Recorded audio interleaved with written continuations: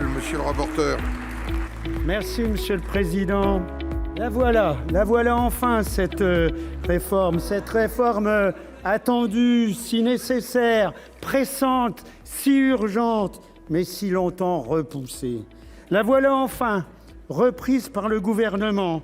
Cette proposition sénatoriale, renouvelée année après année, votée, revotée, contre l'avis de ce gouvernement. Alors pourquoi le gouvernement n'a-t-il donc pas jugé bon de se rallier dès 2018 aux recommandations du Sénat? La pente serait moins raide, le déficit moins abyssal. Que de temps perdu, que de temps perdu. Néanmoins, les faits sont là. Messieurs les ministres, il n'est jamais trop tard pour bien faire.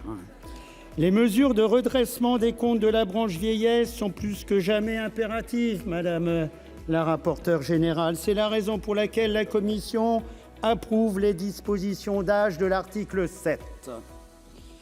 Face à l'accélération de l'allongement de la durée d'assurance requise pour le taux plein, 43 ans, voté par la gauche de cet hémicycle, cet article 7 reprend le relèvement de l'âge à 64 ans proposé par la droite de cet hémicycle.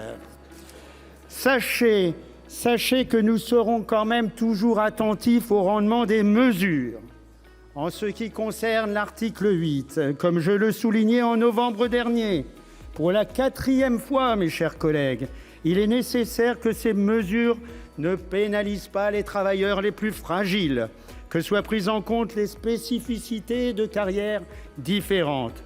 Aussi, la Commission vous propose d'améliorer l'article 8, qui aménage les différents dispositifs de retraite anticipée, de façon à accorder une surcote de 5% aux assurés ayant obtenu au moins un trimestre de majoration au titre de la maternité, de l'adoption ou de l'éducation et arriver à une carrière complète pour qu'à 64 ans, ces bénéficiaires puissent disposer d'une surcote. Cette surcote est quand même un élément tout à fait déterminant qui permet d'améliorer les pensions des mères de famille et de réduire l'écart de pension entre les hommes et les femmes. Il s'agira pour la nation de compenser les difficultés professionnelles rencontrées par ces femmes du fait de leur charge de famille. Il s'agira de réduire l'écart de pension entre les femmes et les hommes. C'est de la natalité que dépend l'équilibre financier d'un système par répartition. Mais face à cet effort collectif, il n'est pas envisageable de demander à nos concitoyens de travailler plus sans lutter contre ceux qui ne respectent pas la générosité de notre modèle social. Nous exigeons plus de fermeté de la part du gouvernement, qu'au minimum soit appliquée dès le 1er septembre 2023, Monsieur le Ministre. Les dispositions que nous avons votées déjà en 2020, elles permettent de recourir à la biométrie pour le contrôle de l'existence des bénéficiaires de pensions de retraités français résidant à l'étranger. Article 9. Allonger la durée du travail implique en outre d'améliorer la prévention de l'usure professionnelle et de garantir une juste compensation des effets de la pénibilité. À cet égard, les assouplissements du dispositif de retraite anticipée pour incapacité permanente proposés à cet article 9, associés à un recul de l'âge de départ à 62 ans, nous semblent insuffisants.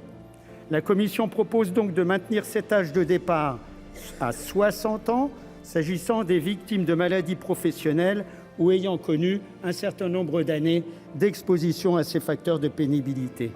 S'agissant du compte professionnel de prévention, le C2P, les améliorations proposées, qu'il s'agisse de son déplafonnement ou de la création d'une possibilité d'utilisation dans le cadre d'un projet de reconversion professionnelle, nous semblent, elles, aller dans le bon sens pour renforcer la prévention par rapport à la réparation. De même, les facteurs de risque ergonomique, ils représentent une cause majeure de maladies professionnelles.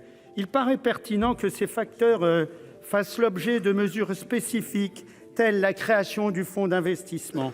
La Commission propose cependant d'y intégrer les agents chimiques qui ont été exclus du C2P en 2017. Article 10. Il est également nécessaire de mobiliser la solidarité nationale pour soutenir le revenu des retraités frappés par la précarité, frappés par l'inflation, après plusieurs années de sous-indexation des pensions par le gouvernement. Cet article 10 permettra de revaloriser les minima de pension des assurés des régimes alignés et du régime des salariés agricoles, liquidant leur pension à compter du 1er septembre prochain à hauteur de 100 € pour une carrière complète, cotisée au niveau du SMIC, de façon à porter leur pension brute globale à 85% du SMIC net. Carrière complète, cotisation à niveau du SMIC. Que les choses soient claires. Quant aux retraités actuels, une majoration de pension pouvant atteindre elle aussi 100 € maximum sera versée aux assurés bénéficiant du taux plein et justifiant d'au moins 120 trimestres cotisés. C'est ce que nous avions réclamé, c'est ce que nous avons obtenu. Dans la même logique, la Commission proposera notamment d'ouvrir la majoration de pension des parents d'au moins 3 enfants, les 10% pour 3 enfants, de l'ouvrir aux professionnels libéraux, sans oublier, Monsieur le Ministre, les avocats. Article 11. C'est la prise en compte de certains stages d'insertion dans la vie professionnelle, dont les travaux d'utilité collective, les prendre en compte comme période assimilée à des durées d'assurance. C'est une juste reconnaissance. Article 12. C'est la création d'une assurance vieillesse des aidants. Là aussi, c'est une juste reconnaissance envers celles et ceux qui mettent leur carrière professionnelle entre parenthèses au profit d'un proche plus vulnérable. Article 13. Une réforme des retraites qui allonge la durée du travail ne peut être envisagée sans favoriser l'emploi des seniors. Ce texte est insuffisamment imaginatif. Il eût été de bon ton, me semble-t-il, de débattre d'une loi travail prenant en compte l'employabilité des seniors avant de leur en demander plus. Nous remettons les choses dans le bon sens. Nous souhaitons engager dès à présent une campagne de mobilisation. Un senior, une solution, calée sur celle que nous avons connue. Un jeune, une solution. De premières mesures permettront de favoriser leur recrutement, leur maintien en emploi et leur transition vers la retraite. C'est ce que nous avons proposé. Et la Commission rehausse à 300 salariés le seuil des entreprises concernées par la publication du fameux index senior.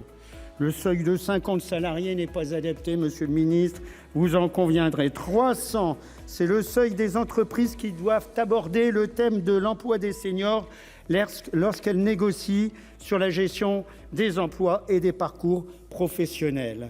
Si ce dispositif, limite constitutionnelle dans le PLFSS, donne quelques informations sur la situation de l'emploi des seniors, avouons-le, il est bien insuffisant. Et aussi, pour favoriser le recrutement des seniors au chômage, nous proposons du concret, un contrat de fin de carrière, exonéré de cotisations familiales, réservé aux plus de 60 ans qui poursuivent leurs activités jusqu'à la liquidation de leur taux plein et éventuellement jusqu'à l'âge d'annulation de la décote. C'est un contrat important entre le senior et son employé. Afin d'inciter les employeurs à maintenir les seniors en emploi, il est judicieux de porter à 30% le taux de la contribution assise sur les indemnités à l'occasion d'une rupture conventionnelle. Il est important également de mutualiser entre les entreprises le coût lié aux maladies professionnelles à effet retardé. Article 13. Toujours dans l'optique de favoriser l'emploi des seniors, cet article 13 ouvre aux fonctionnaires, aux assurés des régimes spéciaux, aux professionnels libéraux, la possibilité de partir en retraite progressive, possibilité dont bénéficient déjà les salariés du privé, tout en portant l'âge d'éligibilité de ce dispositif de 60 à 62 ans, ce que nous regrettons. La retraite progressive, c'est aménager les transitions entre l'emploi et la retraite. C'est tenir compte de la pénibilité en allégeant la charge de travail en fin de carrière. Et pour en faire un instrument véritable incitatif, nous proposons de la mettre dès 60 ans. Et enfin, le cumul emploi-retraite sera enfin créateur de droits, ce que nous réclamons depuis un certain nombre d'années. Pour conclure, bien que tardif, bien qu'incomplet, bien qu'insuffisant, ce texte doit être soutenu par notre Assemblée. Il y va de la sauvegarde de notre système de répartition. Il en va de la garantie pour les générations futures de bénéficier d'une pension décente au terme d'une vie de travail. Pour autant, nous réservons notre soutien à l'adoption des amendements de justice sociale que nous proposons. Nous vous savons de bonne volonté, messieurs les ministres. À vous de nous en donner maintenant les preuves. Oui, chers collègues, comme d'autres pays autour de nous qui, eux, ont déjà pris leurs responsabilités, la France vieillit. Les naissances ne comblent plus notre longévité croissante. Nous devons avoir le courage de réagir. Non, nous ne voulons pas que nos enfants travaillent plus de 45 ans. Non, nous ne voulons pas que nos enfants travaillent après 65 ans. À nous de prendre nos responsabilités dans la sérénité et le respect. Merci. Merci, monsieur le rapporteur.